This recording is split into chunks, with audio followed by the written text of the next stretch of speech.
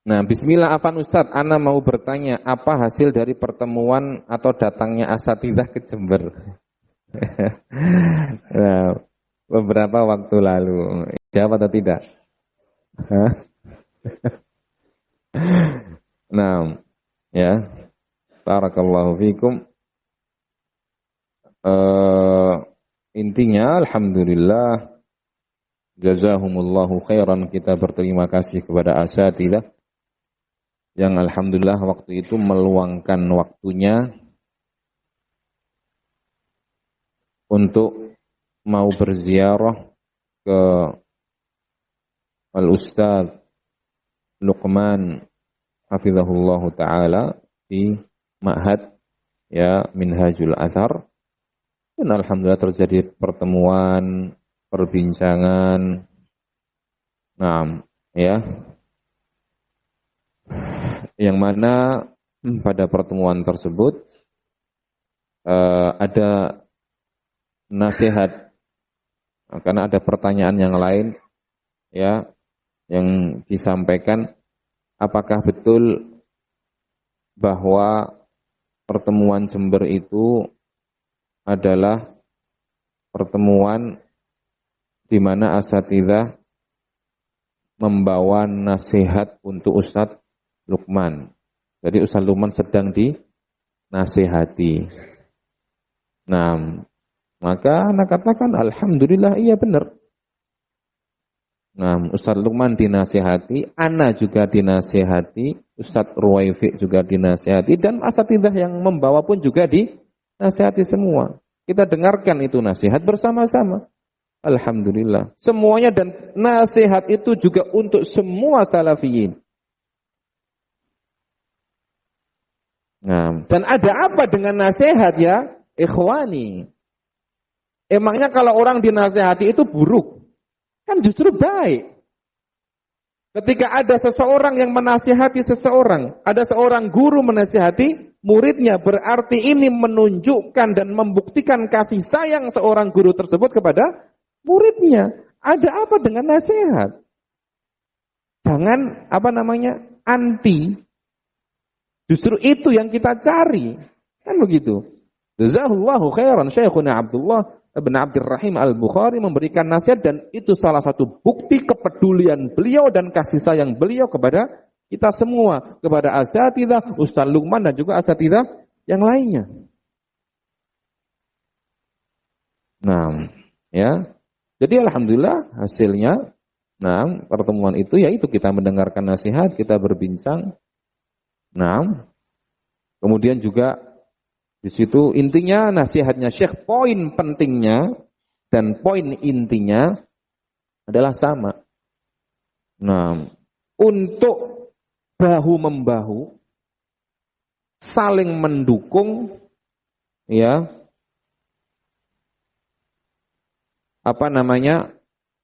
terciptanya al-ukhuwah, persaudaraan dan persatuan.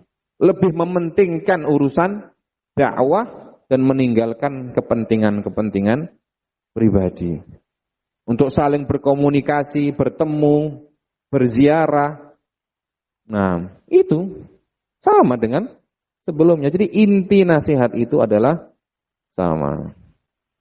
Nah, dan juga untuk memendam, mengubur dalam-dalam ya fitnah yang terjadi ini.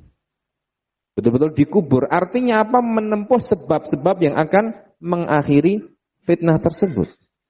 Seperti tadi saya sudah sempat singgung. Ini permusuhan, perselisihan, penyikapan, untuk apa dipelihara? Mari kita bersama-sama menjalankan nasihat ulama agar supaya ya itu semua al-adawah wal baghdha wasyahnah wal wahsyah wal wahsyiyah. Al-adawah, permusuhan, al-baghdha, kebencian. Nah, wasyahna, kedengkian, wal wahsyah, takut, khawatir, wal wahsyiyah, sifat dan sikap-sikap buas yang tidak manusiawi. Ini ditinggalkan semuanya. Nah, ya, pengusiran, pemecatan, pemberhentian, ya, tidak menjawab salam, tidak mengucapkan salam, muka yang masam, nah, bahkan sampai kepada perbuatan-perbuatan intimidasi dan sampai kepada perbuatan fisik. Untuk apa? Ini seperti ini.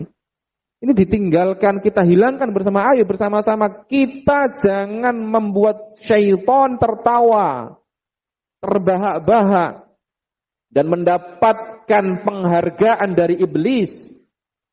Alaihim la'ainullah ajma'in. Karena kata Nabi SAW, inna syaitana qad aisa an ya'budahul musalluna fi jaziratil Arab, walakin fit tahrishi bainahum. Sesungguhnya syaitan telah berputus asa untuk mengajak manusia sujud dan menyembah mereka di Jazirah Arab. Sudah, ini orang semua tahu kalau itu perbuatan syirik, perbuatan kufur, mengajak manusia supaya menyembah setan. Orang semua tahu, jadinya nggak akan mungkin terjadi. Mereka sudah apa? Ayis, sudah putus asa. Walakin, kata Nabi SAW, akan tetapi cara mereka untuk merusak kaum muslimin dan menjauhkan mereka dari agama mereka, fit tahrishi bainahum, menciptakan tahrish, perpecahan, adu domba, permusuhan di antara kaum mukminin, orang-orang yang sholat. Nah, jadi sadarlah kita itu kalau memelihara perpecahan dan permusuhan, ya sedang mengikuti syaitan dan sedang terjerat dalam jaring-jaringnya, ya, dan membuat mereka tertawa dan mendapatkan penghargaan. Nah, fattaqullaha fi anfusikum wattaqullaha fi hadhihi da'wah. Maka marilah kita bertakwa kepada Allah dalam diri-diri kita dan bertakwa kepada Allah dalam urusan dakwah ini. Janganlah kita mencoreng nama baik dakwah karena kelakuan dan sikap kita yang salah. Ya, menampakkan kepada kaum muslimin bahwa dakwah salafiyah itu dakwah perpecahan, dakwah permusuhan, dakwah pertikaian, dakwah yang penuh dengan masalah dan problem. Itu yang dilihat oleh kaum muslimin, sehingga bagaimana bisa mereka akan menerima dakwah ini, sedangkan Nabi SAW mengatakan yassiru wala tu'assiru wabashiru wala tunaffiru. Mudahkanlah dan janganlah kalian persulit. Itu prinsip dalam berdakwah. Memudahkan dan jangan mempersulit. Tapi terkadang sebagian orang lebih suka untuk mempersulit daripada mempermudah. Kalau ada yang sulit, ngapain dipermudah?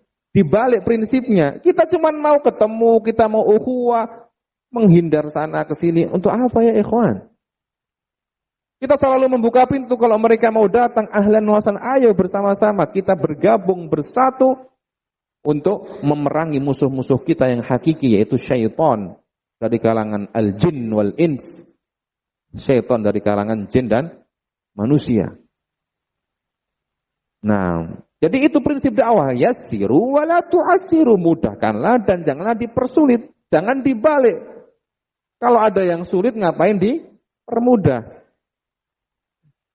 Nah, kemudian kata Nabi, wabashiru, berikanlah kabar gembira, wala tunaffiru, dan janganlah kalian membuat orang lari dari dakwah ini.